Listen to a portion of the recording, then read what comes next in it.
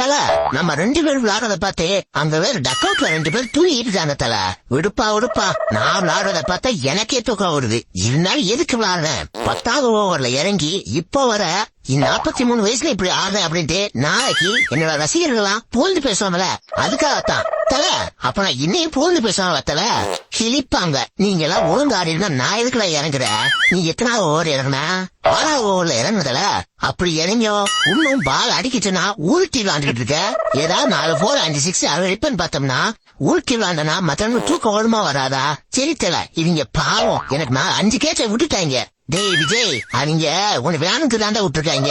உன்னை சீக்கிரம் அவுட் ஆக்கிட்டோம்னா வேற எவனா பின்னாடி வந்து அடிச்சு ஸ்கோர் அதிகமா அடிச்சிருவாங்கன்ட்டு உன்னை வச்சு நம்மள தோற்கடிக்கலாம் முடிவு பண்ணிட்டாங்க. அதான் உன்னை தூக்காம உன்னை வச்சுக்கிட்டு இருக்காங்க.